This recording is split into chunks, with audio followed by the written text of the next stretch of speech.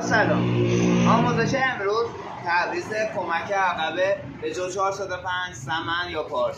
هر سه تا ماشین یه جور عوض میشه. کمک عقبه به جو هنگام فشار دادن خیلی باید به محکمی و سفتی پایین و بالا شه که از سالم بودن آن مطمئن شه.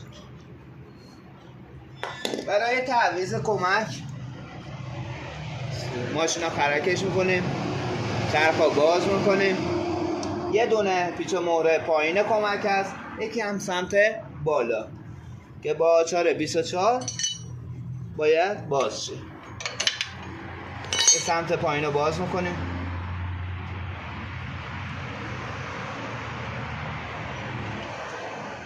یه دونه پیچ و مهره هم این سمت بالاش داره که پشت این پیچ آلن 14 میخوره که ما با یه ابزار مخصوص درست کردیم با پیچ چرخ برای و یه اهرم که به راحتی بشه پیچ پشت کمک را بگیره و دست بلند گرفتن به راحتی یه جای خود رو گیر کند و به راحتی باز.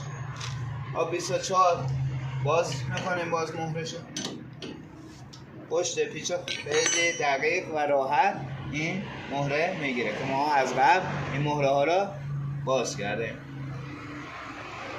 دو تا مهره را باز میکنیم. یه جک قرار میدیم زیر کاسه چرخ که به راحتی بتونیم کمک را پیچش را بیرون بکشیم. جک رو میزنیم زیر کاسه چرخ، یک کم پدال میزنیم جک بره بالا، دو تا پیچ به راحتی بیرون میاد. این یه پیچ، این هم پیچ بالا.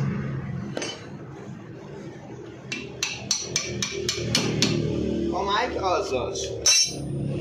خرابی این کمک و ضربه‌ای که به اتاق میزده مال این کمک بوده.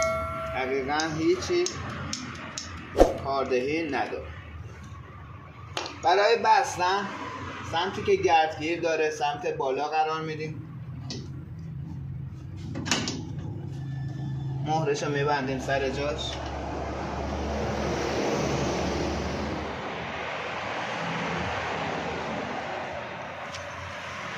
جک که قرار دادیم دقیقاً مساوی کمک میشه و پیچ پایینم به راحتی سر جاش قرار میده.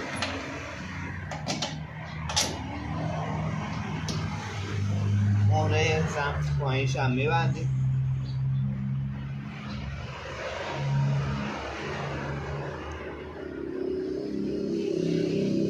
هنگامی که میخوام کمک تعویض کنیم این که استوک گرفته مواظب باشید کمک هم رو و پایین باید هم رو و بالا دو طرف حالت ها داشته باشه، جام نباشه که باز مشکل پیدا کنه رو خود.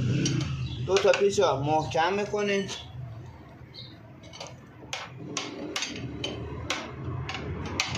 با آچار 24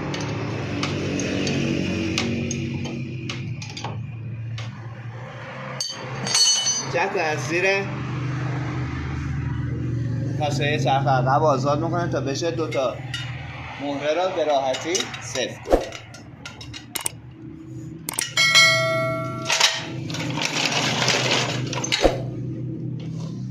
با ابزار مخصوص باز پشت پیچ میگیریم، پیچ سمت بالا را محکم سفتش میکنیم.